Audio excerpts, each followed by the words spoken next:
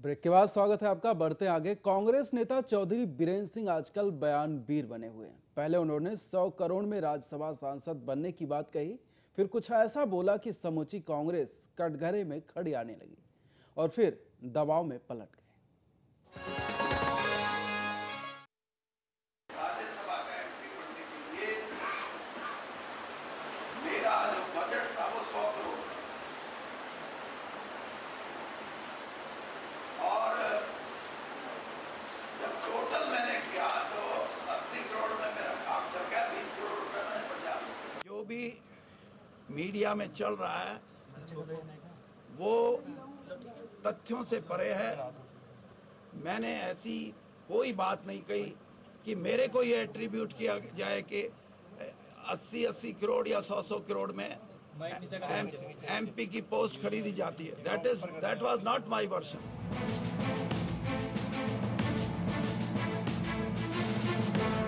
बीरेंद्र सिंह के इस बयान के बाद समूची सियासत बाजार में खड़ा माल सरीखा हो गई, लेकिन मामला तूल पकड़ा तो उन्हें झट बात पलटनी भी पड़ी और 10 जनपद में जाकर सफाई भी देनी पड़ी। बीरेंद्र सिंह यही चुप नहीं हुए।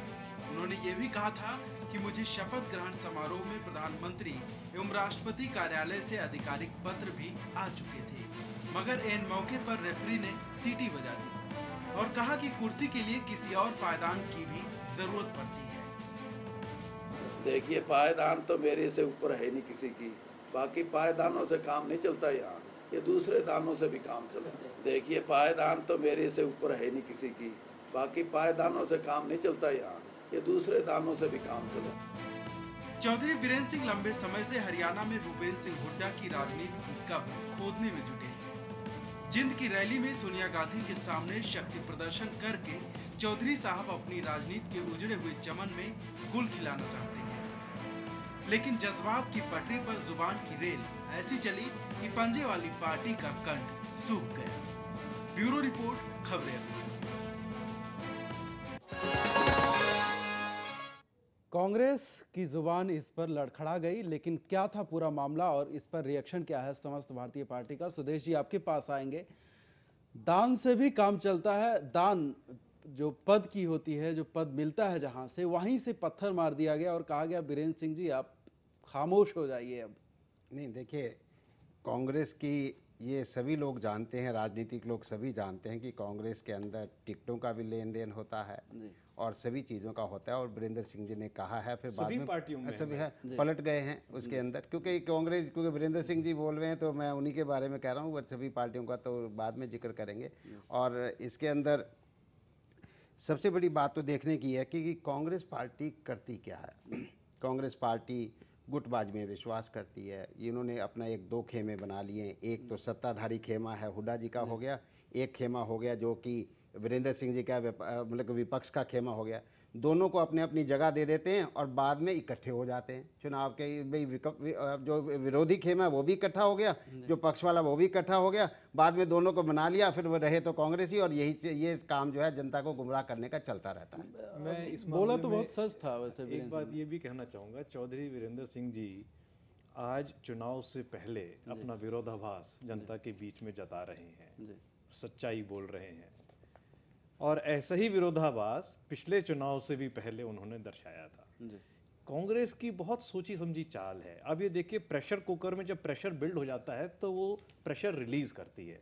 इसी प्रकार से आज कांग्रेस ने भी क्या किया हुआ है कि जो सत्ता में लोग सुख भोग रहे हैं कांग्रेस में, और जो सत्ता में सुख नहीं भोग रहे हैं कांग्रेस में, उनमें जो विरोधाभास है, वो सारी जो शक्ति है, एनर्जी है, उसको वो चौधरी वीरेंद्र सिंह जैसे नेताओं के, कुमारी शैलजा हैं, उनके साथ मिलकर उन एनर्जी को इकट्ठा कर रहे हैं। वो नहीं चाहते कि वो एनर्जी निकल के किसी दूसरी पार्टी में चली जाए, और उसको कंसंट्रेट करके, जैसे अध्यक्ष जी ने बोला, फिर उसको इकट्ठा करके वो चाहेंगे कि वो हमारे ही पाले में सारा पड़ जाए। मैं तो बल्कि आज ये भी कहना चाहूंगा जनता से कि वो जो है कांग्रेस की चाल को समझे। जी, ये कांग्रेस की ही चाल है। यस, ये कांग्रेस की ही चाल है, क्योंकि हम ये बढ़ते हैं खैर आगे। एक और मसला है हरियाणा में गोचरण भूमि खाली कराने को लेकर संत गोपाल दास का अनशन जारी है। मुख्यमंत्री से मुलाकात के बाद भी इस मसले में कोई हल नहीं निकलता दिखाई दे रहा है।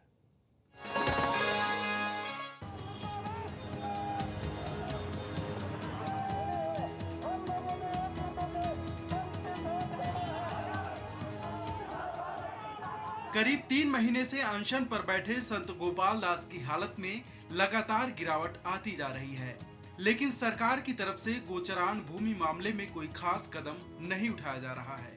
सरकार गोपाल दास का अनशन तो तोड़वाने की कोशिश कर रही है, लेकिन इस मसले को सुलझाने के लिए कारगर कदम अभी तक नहीं उठा सकी है। मुख्यमंत्री से मिलाने की बात कहकर संत को दिल्ली स्थित हरियाणा भवन में बुलाया गया। आरोप है कि यहां जूस पिलाकर अनशन तोड़वाने की कोशिश भी की गई। चंडीगढ़ में भी संत गोपाल दास की तरफ से एक प्रतिनिधिमंडल मुख्यमंत्री से मिला था, लेकिन बैठक बेनतीजा रही। हालांकि सरकार की तरफ से ये दावा किया गया है कि इस मामले को लेकर जरूरी कदम उठाए जा रहे हैं। वो गौशाला आयोग के थे, उनके सुझाव थे कुछ, तो टास्क फोर्स है जैसे हुआ, काफ़ी आपस में डिस्कशन हुई और उसी अनुसार जो वहाँ फैसला किया गया। और गौशाला आयोग ने कहा कि हम एक सब कमेटी जो गोचर भूमि है उसके लिए, उसकी उपयोग के लिए और उसको कैसे इस्तेमाल किया जा सकता है, उसके लिए गौशाला आयोग अपनी सब कमेटी का प्रदान करेगा।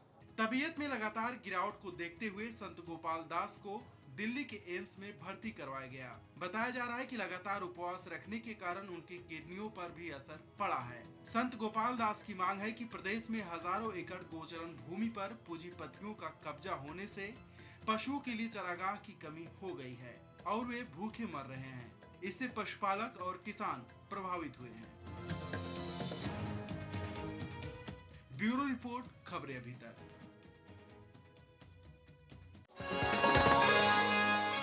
गोपाल दास की हालत लगातार बिगड़ रही है। सुदेश जी, आपसे बात करेंगे। गोपाल दास की हालत लगातार बिगड़ रही, मुख्यमंत्री ने मुलाकात भी किया और कुछ, लेकिन हल निकलता नहीं दिखाई दे रहा। देखिए कि मैं पहले आपको ये बताना चाहूँगा कि गौ को हिंदू संस्कृति के अंदर माँ का दर्जा दिया गया है और ये हमारी जिम्मेदारी बनती है, सरकार की जिम्मेदारी बनती है और समाज की जिम्मेदारी बनती है कि हम गौ को अगर माँ कहते हैं तो उसकी सुरक्षा करना, उसके लिए भोजन का इंतजाम करना, ये हमारी जिम्मेदारी बनती है। और गोचरान भूमि, जिसका कि जब भी चकबंदी हुई थी 1950 और 52 के अंदर जब चकबंदी हुई थी, तब भी गोचरान भूमि का जो है एक प्रावधान किया गया था, लेकिन वो गोचरान भूमि जो है आज कहीं ना कहीं हथिया ली गई है। पंचायती राज मंत्री कहते हैं कि हमें तो पता ही नहीं है कि ये भूमि कितनी है, हम कोशिश कर रहे हैं लगाने की कोशिश कर रहे हैं। मैं इस पे यही प्रतिक्रिया देना चाहूँगा कि अगर समस्त भारतीय पार्टी, अगर जनता मौका देती है, हम गौ रक्षा के लिए, गौ की सेवा के लिए हम पूरा काम करेंगे। जो इनकी मांग है गोचर भूमि विकास बोर्ड बनाने की, हम उसको भी स्थापित करेंगे और साथ ही साथ हम ये जो गोचर भूमि जो है, जो आज कब्जा कर लिया गया, उसे भी छुड़वाएंगे। और ये नए जो पुराने नेता, जो कांग्रेसी नेता हैं, या ये उसको नहीं छुड़वा सकते क्योंकि इन्होंने तो कब्जा किया हुआ है और इनको राजनीतिक लाभ नहीं होने वाला है, इसलिए उसको वो छोड़ नहीं रहे हैं। दीपक जी, आपका फाइनल कमेंट। इसमें एक चीज़ और थोड़ा सा ऐड करना चाहूँगा कि नेशनल कमीशन ऑफ कैटल सन 2002 में गठित हुआ था और उसकी रिकमेंडेशन न केवल गौ की धार्मिक अहमियत को देखते हुए बल्कि और भी अहमियत को देखते हुए, आप ये देखिए गौ को जो माता का जो दर्जा दिया गया वो ऐसे ही नहीं दिया गया।